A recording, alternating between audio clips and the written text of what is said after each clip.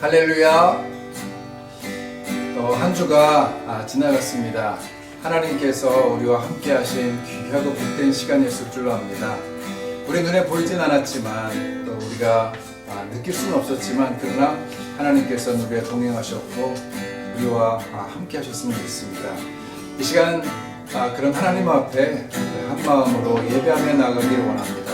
찬양하며 나갑니다. 내가 할 수 있는 것은 내가 할 수 있는 것은 오직 감사와 기도 두 손을 높이 들고 주께 찬양하네. 내가 할 수 있는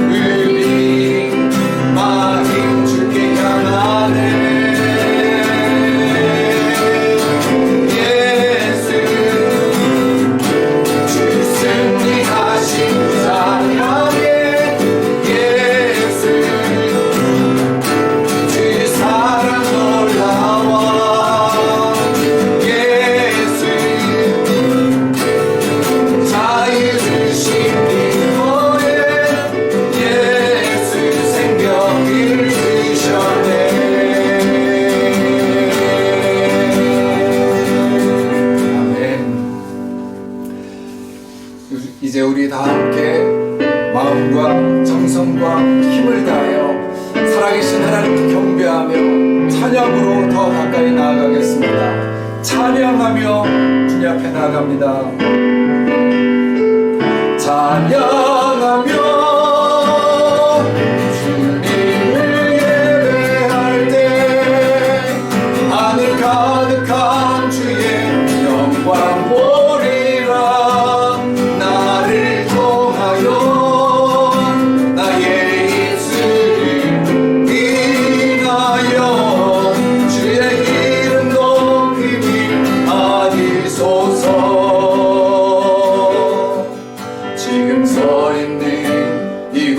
곳에서 높임을 받으소서. 내가 밟는 땅 주님의 땅이니 하늘이 주의 이름 높이 올리며 넓은 바다가 주를 노래해. 모든 만물 주를 경배해. 모든 입술 주를 찬양해. 천지를 만드신 만물을 통치자 높임을 받으소서. 내 평생에 주의 이름 높이며 어느 곳에서든지 주님을 예배하리라. 내가 밟는 모든 땅 아버지의 영광이 선포되야 하니 찬양하며 주님을 예배할 때 하늘 가득한 주의 영광 보리라. 나를 통하여 나의 입술을 인하여 주의 기름 높임을 받으소서. 나를 통하여 나의 입술을 인하여 주의 기름 높임을 받으소서.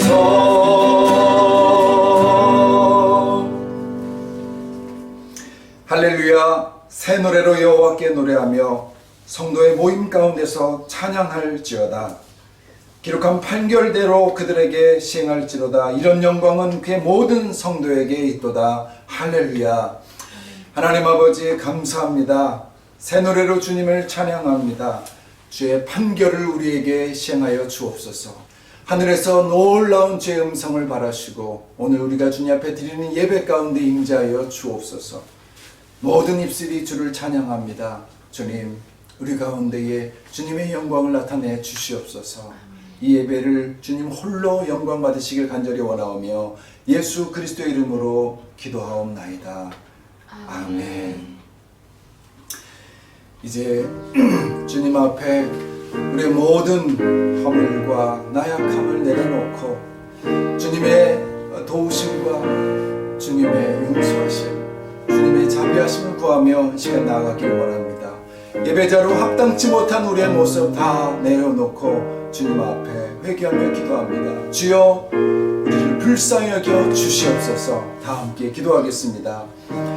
하나님 아버지, 주님 앞에 다시 한번 우리가 섭니다. 예배의 자리 가운데 주님 앞에 나오며 하나님 앞에 섰을 때 우리의 모든 것들이 드러나는 것을 하나님 부끄럽게 여깁니다. 우리의 혀가 짧았고 하나님 우리의 마음이 불편했으며 하나님 앞에 우리의 마음과 다르게 육의 삶을 쫓아가며 살았던 저의 마음을 고백합니다. 주님 용서해 주시고 주님 다시 한번 주의 불로 우리를 정결케 하여 주옵소서. 하나님 이 시간 함께 하신 하나님을 기대하오니 주님 임하여 주시고 주님 주의 보혈로 덮어 주시옵소서. 예배 가운데 함께 하신 하나님을 찬양합니다. 각기 흩어져 있는 모든 성도들 가정에 임하여 주옵소서. 큰 죄에 빠져 영죽을 찬양합니다. 큰 죄에 빠져 영죽을 날 위해 피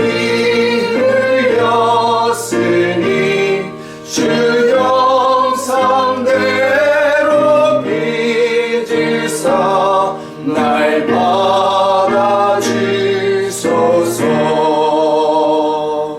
내 모습 이대로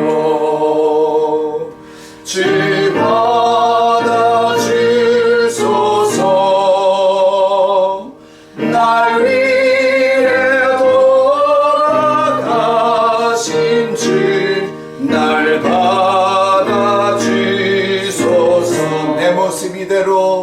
내 모습 이대로 주 받아주소서. 날 위해 돌아가신 주 날 받아주소서.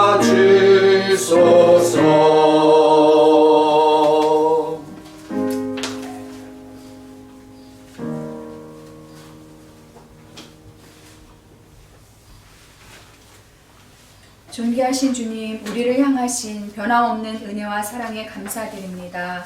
오늘도 우리를 사랑하셔서 예배의 자리로 인도하심을 찬양합니다. 작고 미약한 저희들을 사용하셔서 주님의 능력을 보이시기 원하시는 주님, 삶의 시련과 고통 속에서 이것이 하나님의 섭리하심과 계획 가운데 주어진 축복임을 고백하도록 역사하여 주시옵소서. 아멘. 사망과 죄의 종으로 살아가는 저희들에게 예수님의 십자가를 바라보게 하시고 죽음을 이기고 승리하신 부활하신 주님의 능력을 의지하게 하시니 감사드립니다. 자비와 긍휼이 풍성하신 주님, 먼저 우리 안에 바이러스보다 더 악한 이기적인 마음, 탐욕, 원망, 음란의 죄가 있음을 고백합니다. 우리 속에 뿌리내리는 불신앙과 불평의 죄악이 더 무서운 전염병임을 고백하며 이 악에서 돌이키는 결단과 회개의 역사가 있기를 기도합니다. 우리가 쌓아온 바벨탑이 무너지게 하시고 교회가 교회답게 성도가 성도답게 회복되게 하옵소서. 코로나 바이러스로 인한 세상의 난리를 통하여 하나님의 일하심을 온전히 바라볼 수 있는 영적 시야를 주시고 우리 한국교회가 이 시간을 통해 더욱 정결하게 되기 원합니다. 하나님이 기뻐하시는 예배가 회복되게 하옵소서. 참된 신앙이 세워지게 하옵소서. 전염병 확산을 막기 위해 헌신하고 있는 방역 당국과 의료진들에게도 지혜와 능력을 더하여 주시옵소서. 지치지 않고 강건하게 하옵소서. 경제적으로 고통을 겪고 있는 기업들과 개인들에게 구체적 도움의 손길을 내미는 선한 이웃들이 곳곳에서 일어나기를 간절히 기도합니다. 우리 교회들이 이 역할을 잘 감당하도록 도와주시옵소서. 두바이 비전교회를 사랑하시는 주님, 우리가 말씀 중심, 복음 중심 교회로 이 두바이 땅에 선한 영향을 끼치는 교회가 되게 하여 주시옵소서. 우리 모두 이 고난의 시간을 통과하고 승리할 때까지 더욱 믿음으로 나아가게 하시옵소서. 하나님이 기뻐하시는 성도님들 한 분 한 분 귀하게 사용하시고 교회의 기둥처럼 세워지게 하여 주시옵소서. 우리가 배운 바 그 말씀의 기초 위에 서서 날마다 그리스도를 아는 향기를 전달하는 생명력 있는 성도님들 다 되시도록 축복하여 주시옵소서. 오늘도 단위에서 선포되어지는 말씀에 기름 부어 주시옵소서. 우리의 영이 소생케 되고 주님의 임재를 경험하게 하옵소서. 이 시간 예배 가운데 함께 하실 주님을 찬양하오며 길이요 진리 되신 예수님의 이름으로 기도드립니다. 아멘.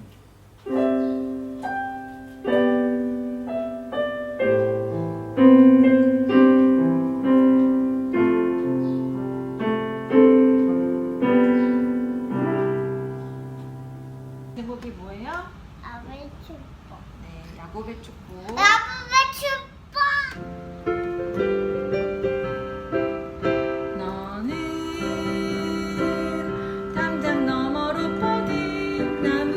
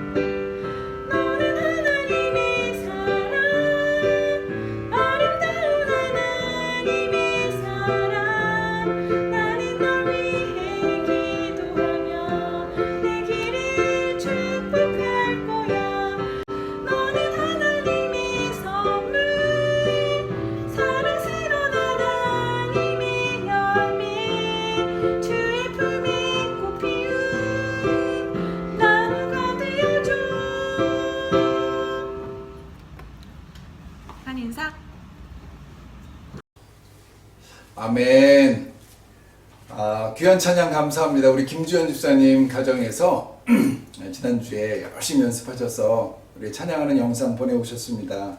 우리 채규가 멋지게 인트로를 시작하고 우리 집사님께서 반주하시면서 좋은 카메라 각도로 특성까지 찍으시고 우리 하은이도 옆에서 아주 조용하지만 귀한 화음 또 우리 마무리 해줬는데 참 아름다운 찬양 감사합니다. 오늘 어버이날 또 어린이날 함께 축하하면서 우리 가정의 날 또 가정주의를 함께 섬기길 원합니다. 귀한 찬양, 우리 가족 찬양이 우리 가정의 날 귀한 가정의 주일 찬양이 된 줄로 믿습니다.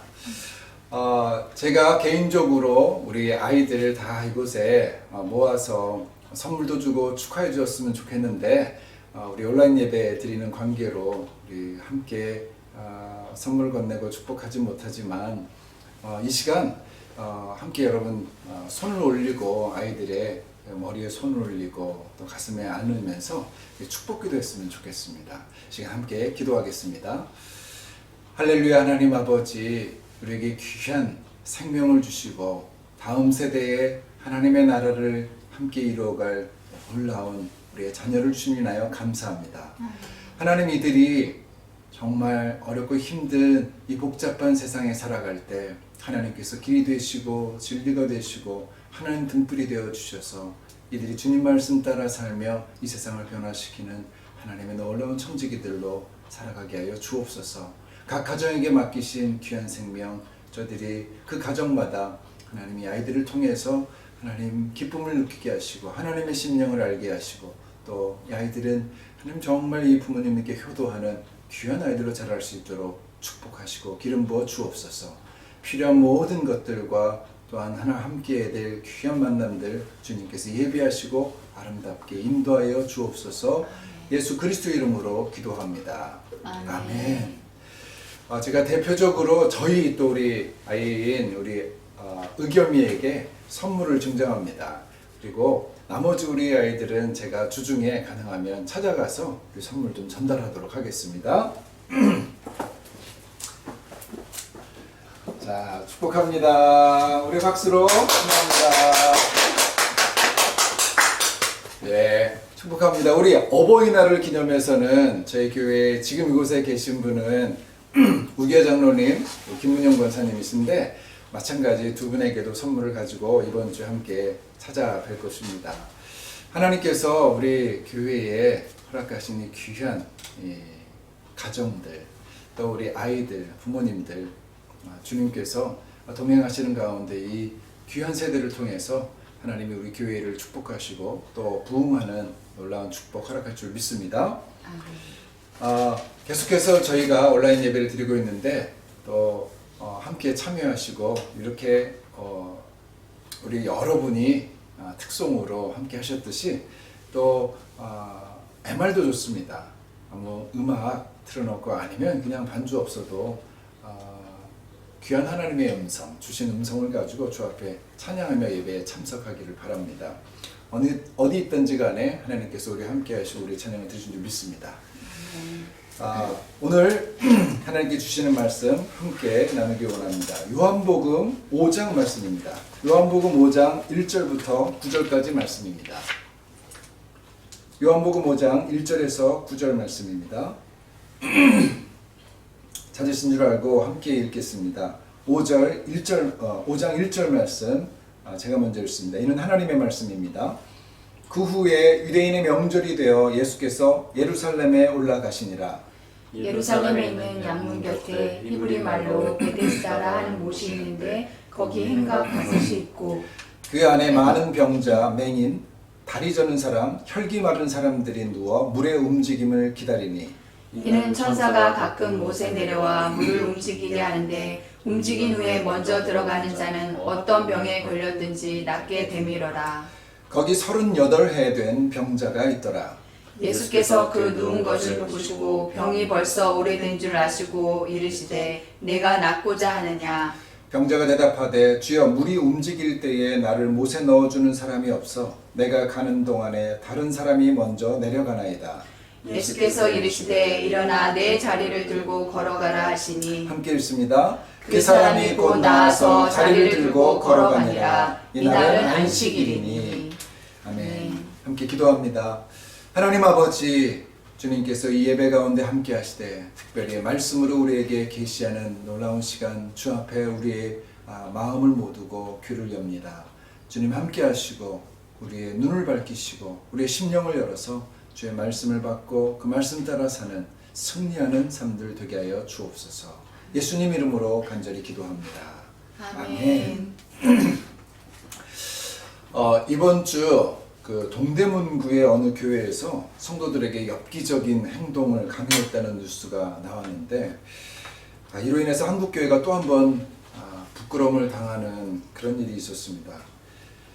그 훈련 내용을 듣고 저도 정말 믿기진 않았는데, 어느 폭력 조직에서나 나올 법한 그런 돌아가면서 매를 맞기, 또 불가마에서 오래 견디기, 공동묘지에서 기도하기, 잠 안 자고 버티기 하다 또 재작년에 한 사람이 돌아가셨다는 얘기까지 있습니다. 또 설교에서는 차마 제가 말하지 못한 그런 어떤 더러운 일들까지 시켰다는 것이죠. 여러분, 그런데 그 교회 이름이 뭔지 아십니까? 빛과 진리 교회라고 합니다.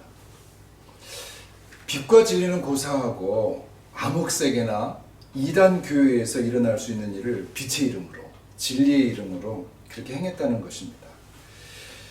종교가 정말 무섭다는 생각을 다시 한번 실감하게 됐습니다. 여러분, 예수님 잘 믿으셔야 됩니다. 교회도 잘 분별하시길 바랍니다. 사실 어느 정도의 차이일 뿐이지 교회 조직으로 사람들을 기만하는 일들이 세상에 얼마나 많이 일어나고 쉽게 일어나는지 모르겠습니다. 지난 시간에 함께 나눴던 사마리아 여인의 경우도 예배를 어디서 드려야 하는지, 예루살렘에서 드려야 될지, 그리심산에서 드려야 될지, 그렇게 하면서 장소에 집착했던 그런 모습을 보였습니다. 영과 진리로 드려야 하는 예배가 그저 종교적인 의식 정도로 변질되어 버린 것이죠. 여러분, 부디 지혜로워지시기를 바랍니다. 그 분별력이 있기를 원합니다. 오늘 소개된 베데스다 연못 사건도 이와 동일한 이야기죠. 오늘 말씀의 제목이 벳 헤세드의 헤세드입니다. 베데스다의 이 벳은요, 집을 얘기하죠. 베델 하면 하나님의 집 아닙니까? 그리고 이 옆에 있는 에스다, 벳 에스다의 에스다는 헤세드를 얘기하는데, 여러분, 헤세드는 구약에서 하나님의 속성을 대표하는 아주 인애롭고 자비롭고 은혜로운 그것을 말씀하는 거죠. 그 헤세드는 사랑이자 인애자 은혜입니다.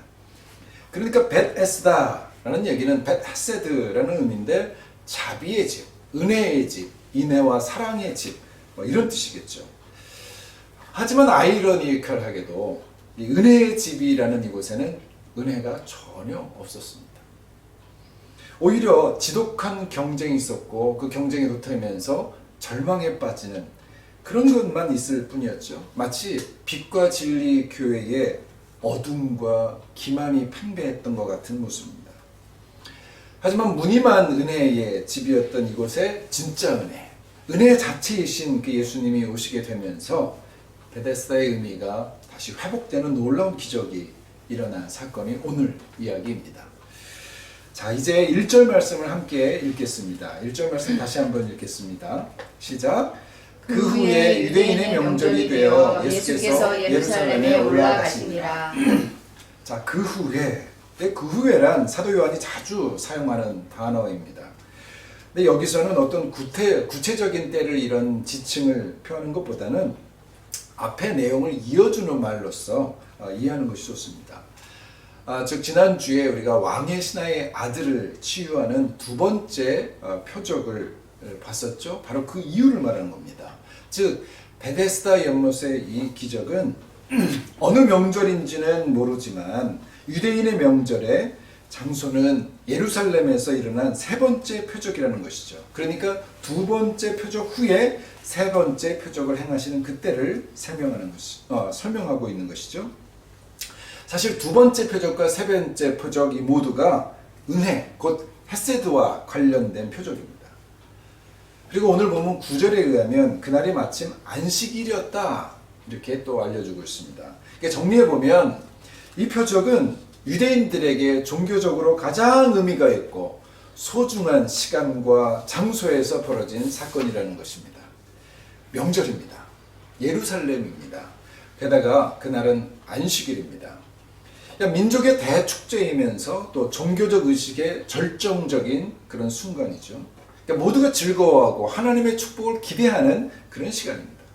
자, 그런데 그 축제의 시간에 그 기쁨의 공간 바로 옆에서 그 축제와 상관없을 뿐만 아니라 오히려 그 축제에서 완전히 소외된 사람들이 함께 모여 있었다는 것이죠. 우리 2절, 3절 말씀인데 함께 읽겠습니다. 시작. 예루살렘에 있는 양문 곁에 히브리 말로 베데스다라는 곳이 있는데 거기 행각 5이 있고 그 안에 많은 병자, 맹인, 다리 저는 사람, 혈기 마른 사람들이 누워 물의 움직임을 기다리니. 제가 이 말씀을 묵상하면서 이 시기에 이 장소를 상상해 봤는데 상상하면서 마음이 많이 아팠습니다. 이 축제의 뒷마당에서는 이렇게 신음하는 사람들이 몸부림치고 있었다는 것이죠. 병자들, 시각장애인들, 다리 저는 사람들, 혈기 마른 사람, 아무도 돌보지 않는 철저히 소외된 사람들이 축제가 벌어지는 그 현장 옆에서 이렇게 꾸역꾸역 살아가고 있었다는 것입니다. 만약 예수님이 이곳에 방문하지 않으셨다면 우리도 그냥 모르고 지나쳐 버렸을 바로 그런 현장입니다. 하지만 여러분, 이런 현상은요, 지금도 여전히 우리 주변에 만연해 있습니다. 사실 코로나 사태로 우리가 잠시 자택에 격리된 생활을 하면서 좀 힘들어하고 있지만 보십시오. 여기서 얼마 떨어지지 않은 그 터키, 그 옆에 있는 그리스, 그 레반트 지역에서는요, 이미 몇 년 전부터 수많은 난민들이 격리되어서 고통스러운 삶을 살고 있습니다. 가깝게를 보자면 제가 아부다비나 아니면 아즈만에 있는 이 레이버 캠프의 경우에 한 이 방에 외국인 노동자들이 8명, 심지어 12명, 16명까지도 있는 그런 곳에서 아주 힘들게 생활하고 있다는 것이죠. 여러분, 지금 코로나도 이런 곳에서 지금 확산이 되고 있다는 것입니다. 마태복음에 소개된 부자와 나사로의 이야기가 그냥 성경 속에서만 있는 이야기가 아닙니다. 베데스다 연못, 부자와 나사로의 그 이야기는 그 이 나라만큼 현실적인 그런 또 장소도 없습니다. 제가 재작년에 아부다비의 이 레이버 캠프를 방문했었고 또 작년에는 레바논까지 가서 그 난민 캠프도 다녀왔는데 그때 저는요, 그곳에서 내가 나중에는 이런 분들을 꼭 도와야겠다 이러고 결심하고 돌아왔었습니다. 하나님은요, 이 문제에 대해서 이미 신명기에서부터 이렇게 말씀하셨습니다. 우리 신명기 15장 11절 말씀인데 제가 읽어드리겠습니다. 잘 들어보십시오. 땅에는 언제든지 가난한 자가 그치지 아니하겠으므로 내가 네게 명령하여 이르노니 너는 반드시 네 땅 안에 내 형제 중 곤란한 자와 궁핍한 자에게 내 손을 펼지니라. 예수님도 가난한 자는 항상 우리 가운데 있을 것이라고 말씀하셨었죠. 그러므로 크리스천들은 기쁠 때조차도 항상 주위의 어려운 이웃을 둘러보는 영적인 민감성을 유지해야 합니다. 우리가 천국에 들어가기 전까지는 이 땅의 즐거움을 온전히 즐길 수 없는 그 이유도 우리 옆에 항상 굶주림과 또 아픈 상처들로 신음하는 이웃들이 있다는 사실 때문이죠.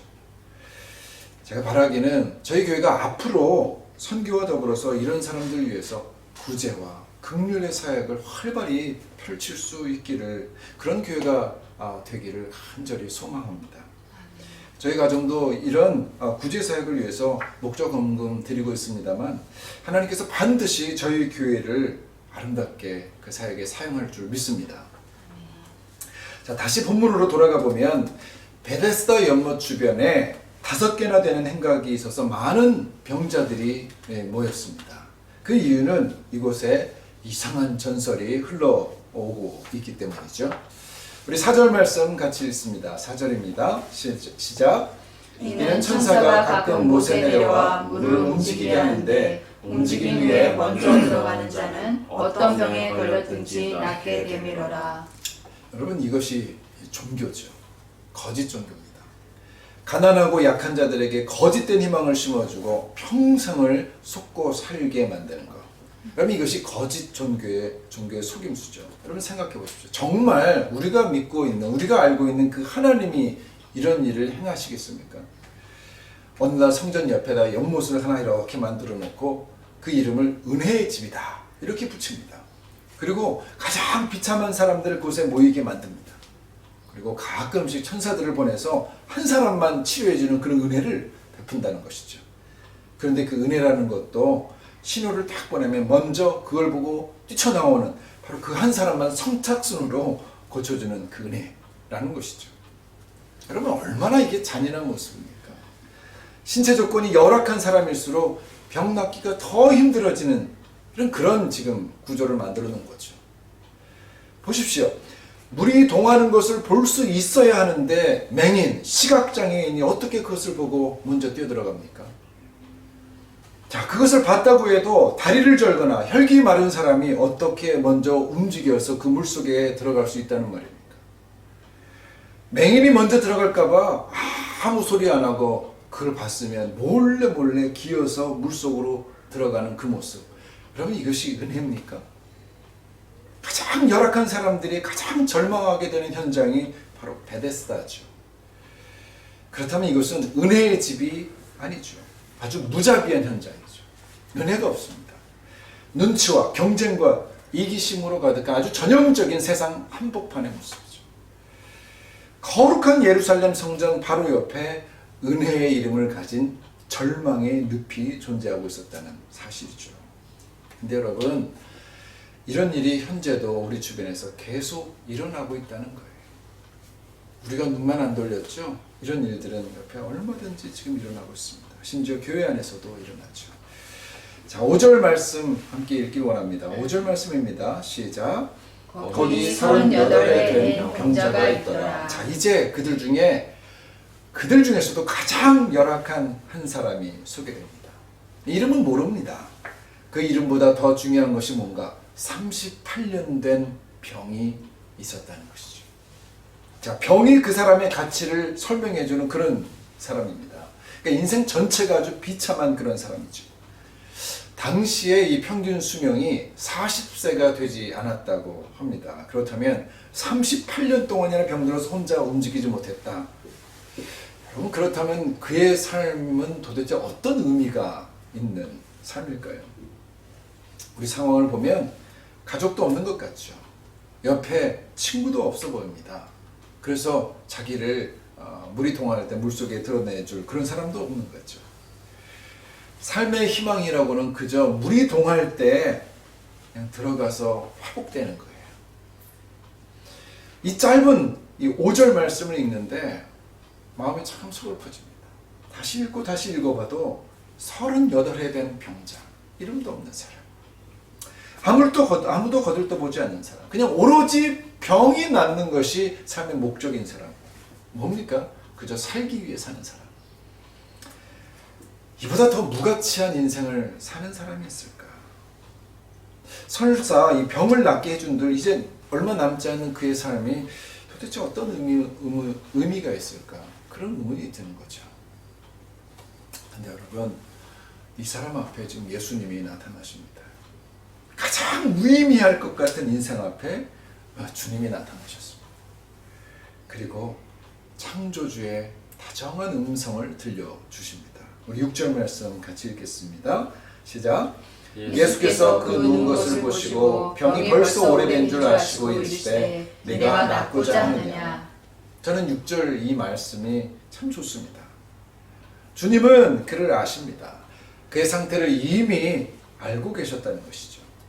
아무도 거들떠보지 않는 사람, 그런 사람이지만 아무 가치도 없이 보이는 그런 인생이지만 그의 상태를 아시고 그에게 찾아오셨습니다. 그리고 묻습니다. 네가 낫고자 하느냐.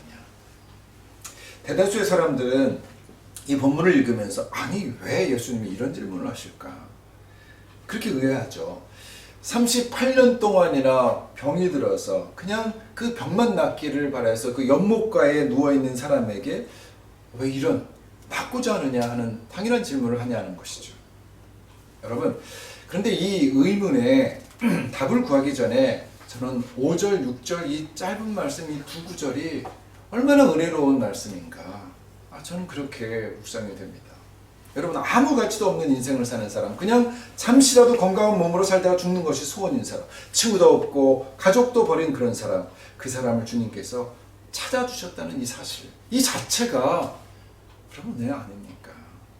심지어 그 사람은 예수님이 누구신지조차도 몰랐습니다. 7절 말씀 함께 볼까요? 7절 말씀입니다. 시작. 병자가 대답하되 주여 물이 움직일 때 나를 못에 넣어주는 사람이 없어 내가 가는 동안에 다른 사람이 먼저 내려가나이다. 여기서 주여라는 것은 사마리아 여인이 했던 것처럼 주여, 써라는 뜻이에요. 선생님 이런 뜻이에요. 그가 예수님이 메시아인 줄 모르는 건 당연하고 그동안 수많은 기적을 일으켰던 유명한 분이라는 사실, 그 사실도 전혀 몰랐습니다.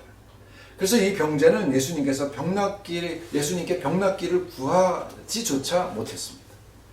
예수님이 먼저 다가가서 낫기를 원하느냐 이렇게 물어보기까지 했는데 그분을 알았다면 낫기를 원합니다 해야 되는데 낫고 싶다는 말도 못하고 그냥 자기 신세 한탄만 예수님 앞에서 불평으로 늘어놓고 있는 거죠. 한마디로 이겁니다. 그 병자가 예수님께 행한 것은 아무것도 없었다는 것이죠. 자격도 없었습니다. 요구도 없었습니다. 회개도 없었습니다. 그리고 나중에 낫게 되면 헌신하겠습니다. 헌신에 대한 다짐도 없었습니다. 도대체 주님 앞에 한 것이 아무것도 없었습니다.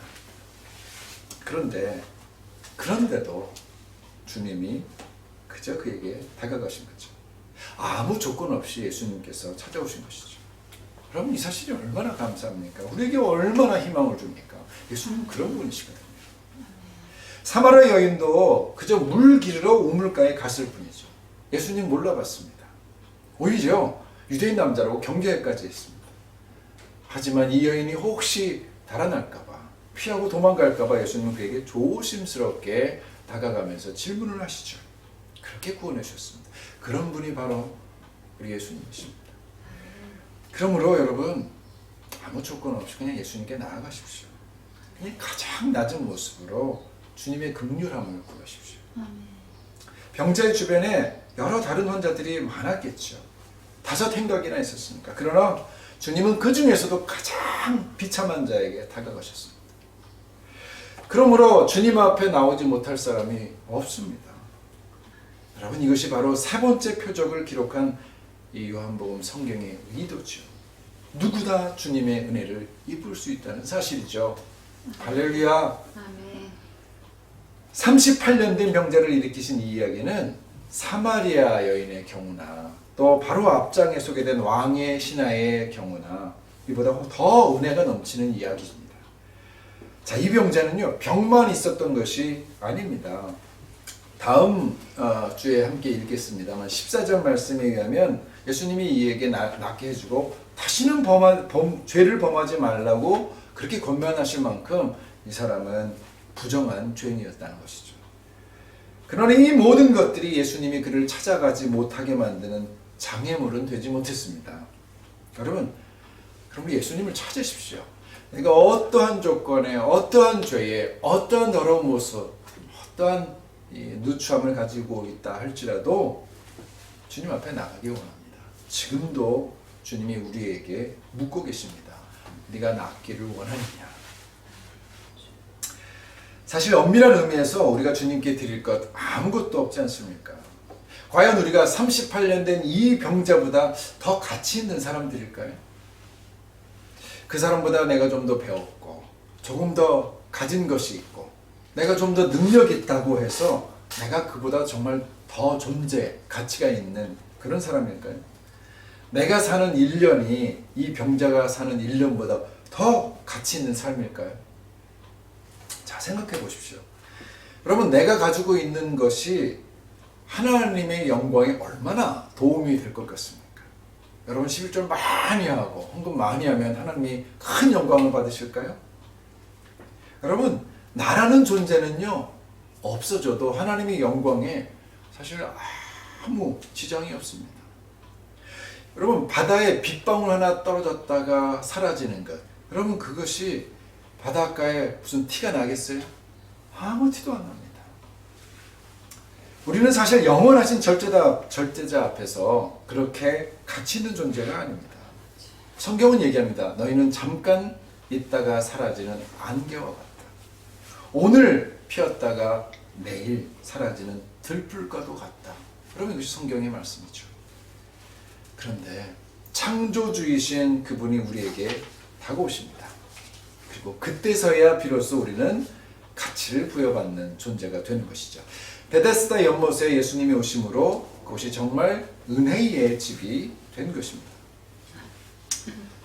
하나님의 사람, 목사라는 타이틀을 가진 저이지만 여러분 제 인생에 예수님이 오셔야지만 비로소 저는 진정한 하나님의 사람이 될 수 있습니다. 여러분들이 그리스도인이라고요? 그리스도가 정말 오셔야지만 여러분 진짜 그리스도인 되는 것이죠. 예수님 없는 베데스다, 예수님 없는 교회, 그리고 예수님 없는 하나님의 사람이 생각보다 여러분에 많이 있습니다. 그러므로 그럼 우리가 성령 충만하지 않는다면 자칫 허울뿐인 그리스도인이 될 수 있다는 것이죠.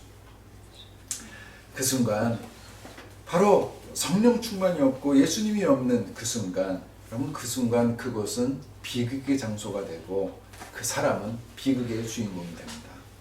그러므로 우리가 성령 충만해야 될 것입니다. 하나님 없는 하나님의 사람으로 살아서는 안 되죠. 여러분 늘 성령 충만을 간구하시기 바랍니다. 예수님이 있는 그리스도인으로 사시길 축복합니다. 아멘. 자, 우리 마지막으로 8절 9절 말씀을 같이 읽겠습니다. 시작. 예수께서 이르시되 일어나 내 자리를 들고 걸어가라 하시니 그 사람이 곧 나와서 자리를 들고 걸어가니라. 이 날은 안식일이니 일어나 내 자리를 들고 걸어가라. 여러분 이것이 38년 된 병자가 예수님께 불평하고 있을 때 주님이 답해 주신 말씀입니다. 병자는 예수님께서 네가 낫고자 하느냐라는 질문에 자기 생각을 막 얘기합니다. 그러니까 엉터리 신앙을 붙잡고 자기 방법대로 문제를 해결하고자 했는데 마음대로 안 된다는 것이죠. 내 인생이 왜 이러냐는 거예요. 아무도 나를 도와주지 않는다. 방법은 있는데 그것을 행할 수가 없다. 그러므로 내 방법대로, 내가 알고 있는 방법대로 나를 좀 도와주십시오. 이런 거 아닙니까? 근데 예수님께서 말씀하십니다. 일어나 자리를 들고 걸어가라. 무슨 말씀이죠? 네 생각을 내려놔라. 네 방법을 내려놔라. 그 길이 아니다. 내가 그 길이다. 내 말이 곧 진리다. 내 말을 따르는 것이 곧 생명이다. 이렇게 말씀하십니다. 사랑하는 성도 여러분, 우리에게 아무 조건 없이 찾아오신 그 주님께서 이제 우리에게 말씀하십니다. 내 지식을 내려놔라. 네 고집을 버려라. 네 방법을 포기해라. 네 자랑을 삼가해라. 그리고 내 말을 들어라. 내 길을 쫓으라. 나를 따르라. 여러분 주님이 길입니다. 주님이 방법입니다. 그분이 우리에게 은혜를 베푸십니다. 말씀을 정리합니다. 가장 비참한 사람, 38년 된 병자에게 예수님의 등장은 여러분 그 자체로 축복이었습니다. 주님은 우리에게 아무것도 바라지 않으십니다. 오히려 우리가 아무것도 없기를 원하십니다. 하나님 앞에 우리가 가련한 자가 되기를 원합니다. 시편 34편 18절에 이렇게 말씀하십니다. 여호와는 마음이 상한 자를 가까이 하시고 중심으로 통회하는 자를 구원하시는 도다. 여러분 여러분 하나님 앞에 우리의 목을 곧게 하면 안 됩니다.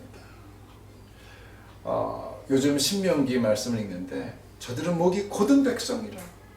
여러분 이스라엘 백성을 주님이 그렇게 판단하셨습니다. 여러분 무슨 주장도 필요 없습니다. 어떤 조건도 쓸데없습니다.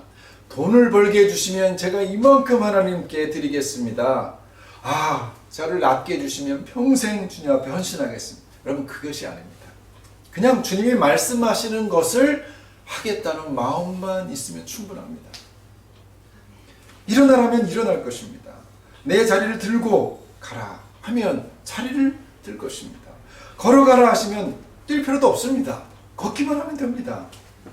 여러분, 두바이에 머물라. 두바이에 이렇게 머무는 것이죠. 떠나라 하시면 떠나면 됩니다. 여러분, 중요한 것은 주님 앞에 나를 내려놓는 것입니다. 나를 맞추는 것입니다. 무릎 꿇는 것입니다. 그리고 그분의 임재와 말씀을 기대하는 거예요. 여러분, 그것이 주님 앞에 나아가는 방법입니다. 바로 그것이 우리의 최소의 믿음이고 최대의 믿음이 될 수 있습니다. 여러분, 혹시 여러분 앞에 오래된 질병 혹시 있습니까? 치료되는 방법은 알고 있습니다. 어떻게 하면 이 고질적인 것들을 다 떨쳐버릴 수 있을지는 알고 있습니다. 그러나 잘 낫지 않는, 그럼에도 잘 낫지 않는, 아무리 해봐도 되지 않는 어떤 썩은 그런 질병들이 우리 안에 있습니까? 마치 중독되어서 벗어날 수 없는 어떤 습관들, 또 악하고 거친 말을 쉽게 내뱉는 우리의 혀, 불치병같이 고치기 힘든 그 이기심, 부정적인 이 성격의 장애, 여러분, 그런 것들이 우리한테 있습니까? 그럼 다 내려놓고 주님께 나오시기 바랍니다. 그리고 주여 긍휼히 여겨 주시옵소서. 내가 낫기를 원합니다. 주님 앞에 낮아진 마음으로 엎드리시면 됩니다. 그러면 날 위해 십자가까지 지신 그 예수님께서 우리에게 새 길을 열어주실 것입니다. 일어나라, 자리를 들어라, 걸어가라. 여러분, 그 말씀을 듣기를 원합니다. 이번 한 주간도 이러한 주님의 은혜로 살아나시고 승리하시는 여러분이 되시기를 주의 이름으로 축복합니다. 아멘. 우리 다 함께 주님 앞에 우리 마음을 다하는 결단의 찬양 드립니다. 주님과 함께하는 고요한 시간, 우리 주님 앞에 찬양하겠습니다. 주님과 함께하는 이 고요한 시간, 주님의 보좌 앞에 내 마음을 쏟네. 모든 것 아시는 주님께 감출 것 없네. 내 마음과 정성 다해 주 바라나이다. 온 마음 다해 사랑합니다. 온 마음 다해 주 알기 원하네. 내 모든 삶 당신 것이니 주만 섬기니. 온 마음 다해, 온 마음 다해, 온 마음 다해 사랑합니다. 온 마음 다해 주 알기 원하네. 내 모든 삶 당신 것이니 주만 섬기니. 온 마음. 이 시간 다 함께 주님 앞에 기도하기 원합니다. 하나님, 그렇습니다. 주님과 함께하는 이 시간, 하나님, 내 것을 다 내려놓고 내 온 마음으로 주님 앞에 하나님 나아가 주의 긍휼을 구합니다. 은혜를 베풀어 주시옵소서. 주님 사랑합니다. 주와 함께 걷기를 원합니다. 우리의 마음을 다해서 주님께 부르짖고 주의 은혜로 우사하는 기도 함께 드리기 원합니다. 함께 기도하겠습니다. 아버지 하나님, 감사합니다. 주님, 우리를 찾아와 주시고 하나님과 죄 가운데 우리의 능력이 없는 하나님, 우리가 처음 목소리를 상달하며 나를 지명하여 우리가 나쁘게 하는 것이 그 음성 앞에 우리가 나옵니다. 주의 마음이 감사합니다. 낮아짐으로 오직 주님 한 분만 구하기를 위하여 할렐루야. 우리가 드림하시고 주님 예배를 받아 주시옵소서. 할렐루야. 감사합니다. 존귀하신 하나님, 사랑이 많으시며 핫세드, 인자하시고 은혜가 많으신 하나님을 찬양합니다. 하나님, 그렇습니다. 우리가 아무 것이 없어도, 우리가 죄인일지라도 주님은 우리를 위하여 십자가까지 지시기까지 우리를 사랑하신 놀라운 우리의 구주신 줄 믿습니다. 하나님, 내가 어떠한 일에 처하든지 간에, 내 형편이 어때든지 간에, 내가 필요하다 할지라도, 죄 가운데 거한다 할지라도 하나님, 내게는 나를 사랑하시고 나를 찾아오시는 예수님이 계심을 믿습니다. 하나님, 이 시간 흩어져 있는 우리 귀한 성도들 가운데에 아프고 하나님 고통하며 신음하는 분들 있습니까? 주님 찾아가 주시옵소서. 아멘. 긍휼히 여겨 주시옵소서. 우리 주변에 혹시 정말 우리가 즐길 때에 하나님 고통 속에서 신음하는 우리의 이웃들이 있습니까? 그들에게 우리의 눈이 향하게 하여 주시옵소서. 하나님, 무조건적인 은혜를 베푸시는 그 사랑을 가지고 우리도 저들을 치유하는 그런 사역을 감당케 하여 주옵소서. 아멘. 이 교회를 축복하여 주시고 이 교회가 날로 날로 부흥하여 하나님이 아름다운 사명을 감당할 수 있도록 은혜를 베풀어 주시옵소서. 아멘. 예수 그리스도 이름으로 간절히 기도드립니다. 아멘. 우리 이 시간 주님 앞에 봉헌하며 주 앞에 찬양하며 나갑니다. 은혜 아니면 나서지 못하네. 십자가의 그 사랑 능력 아니면 나서지 못하네. 은혜 아니면 나서지 못하네. 놀라운 사랑 그 은혜 아니면 나서지 못하네. 다시 한번 찬양합니다. 은혜 아니면, 은혜 아니면 나서지 못하네. 놀라운 사랑 그 은혜 아니면 나서지 못하네. 하나님 감사합니다. 다시 한번 주의 은혜를 생각합니다.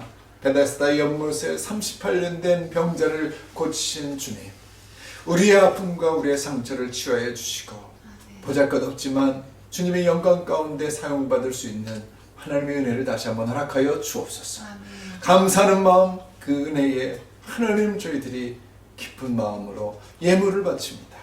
하나님 예물 가운데 함께해 주시고 예물을 바치는 마음 가운데 주님 축복하여 주셔서 하나님 날마다 감사하고 기뻐하고 더 많은 사람에게 주의 은혜를 전하는 그 사랑을 함께 나누는 복된 저희들, 복된 예물이 되게 하여 주시옵소서. 아멘.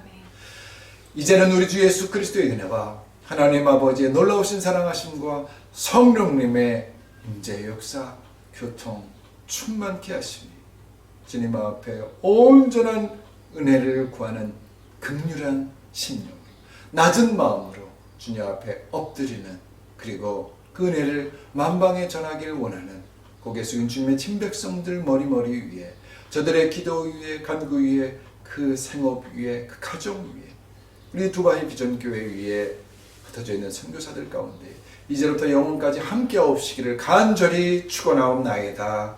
아멘.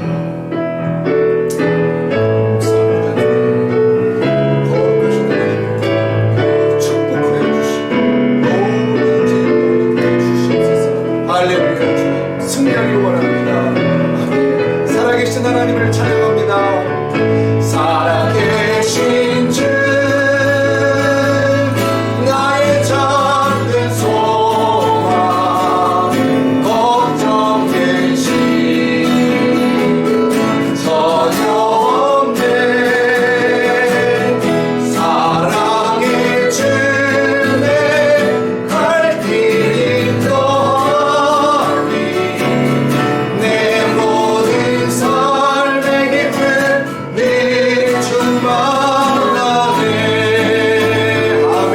살아계신 하나님 찬양합니다. 영광의 박수입니다. 아멘. 할렐루야. 예배를 마쳤습니다. 우리가 함께 볼 수는 없지만 늘 기도하면서 만나기 원합니다. 한 주 동안도 승리하시고 다음 주에 온라인으로 함께 뵙겠습니다. 축복합니다. 샬롬.